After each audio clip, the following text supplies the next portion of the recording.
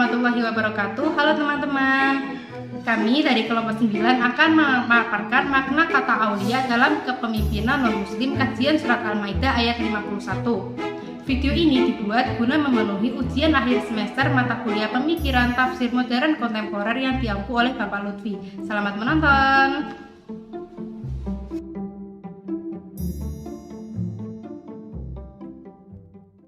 أعوذ بالله من الشيطان الرجيم بسم الله الرحمن الرحيم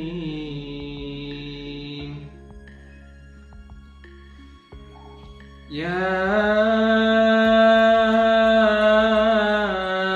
أيها الذين آمنوا لا تتخذوا اليهود والنصارى أولياء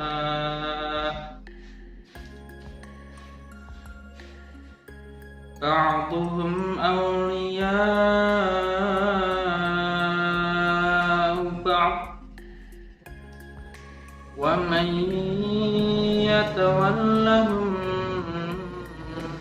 منكم فإنه منهم إن الله لا يهدي القوم الظالمين صدق الله العظيم.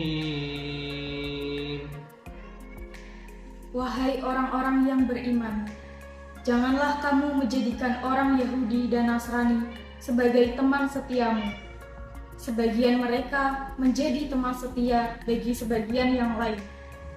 Siapa di antara kamu yang menjadikan mereka teman setia, maka sesungguhnya dia termasuk golongan mereka.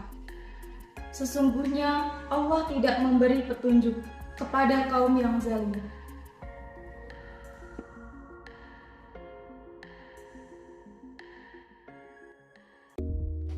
Dalam tafsir Al-Baydawi menjelaskan, "Fala ta'tamidu 'alaihim wa la tu'ashiruhum mu'asyaratal ahbab", yakni jangan bergantung kepada mereka dan jangan berakrab-akrab dengan intim.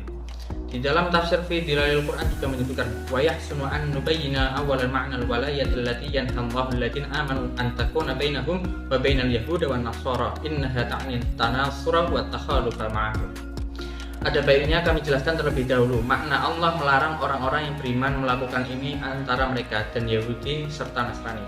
Sesungguhnya yang dimaksud dengan kata ini adalah saling menolong dan memberikan loyalitas atau kesetiaan kepada mereka.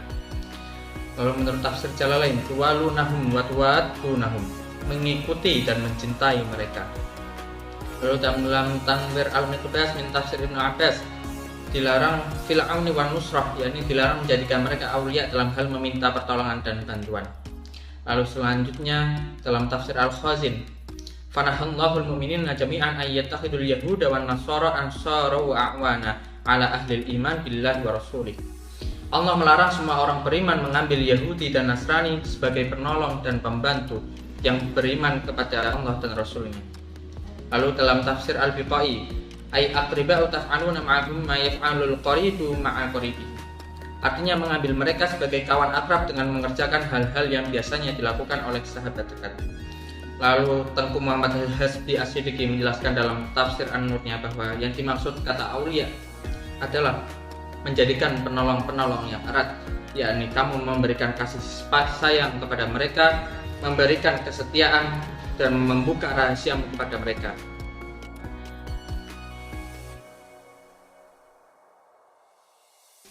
Mengangkat pemimpin non-muslim terutama di daerah yang didominasi oleh penduduk muslim masih terdengar tabu dan menimbulkan perdebatan.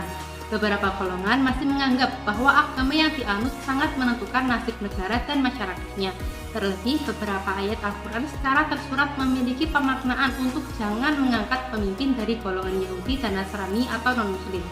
Ayat ini tentu akan menjadi perdebatan jika hanya dimaknai secara tersurat saja tanpa mengontekstualisasikan perubahan zaman yang terjadi. Perdebatan mengenai mengangkat pemimpin dari golongan non-Islam merupakan suatu hal yang sangat lumrah terjadi di zaman sekarang. Dari masa ke masa, negara mengalami perubahan zaman dan sistem pemerintahan yang berbeda-beda.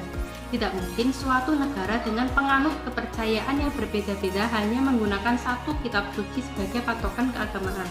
Berangkat dari sinilah kemudian muncul pertanyaan terkait bagaimana pandangan Al-Quran terhadap mengangkat pemimpin non-muslim, serta indikator apa saja yang akan membuat seorang non-muslim layak dijadikan pemimpin. Dalam hal ini kami akan mengkaji dalam surat Al-Maidah ayat 51. Kata aulia yang terdapat pada surat Al-Maidah ayat 51 tidak menunjukkan makna pemimpin, melainkan penolong, teman setia, ataupun loyalitas. Menurut beberapa ulama syarah seperti Ibnu Taimiyah, salah satu kriteria yang paling penting dari seorang pemimpin adalah adil. Mengacu kepada kriteria kepemimpinan yang disepakati yaitu berintegritas, adil, dan kompeten.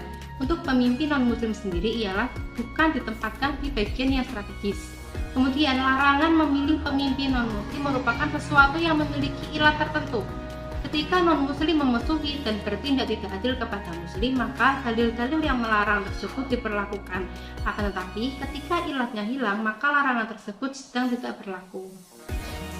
Demikian yang dapat kami sampaikan. Mohon maaf apabila terdapat kekurangan. Wassalamualaikum warahmatullahi wabarakatuh.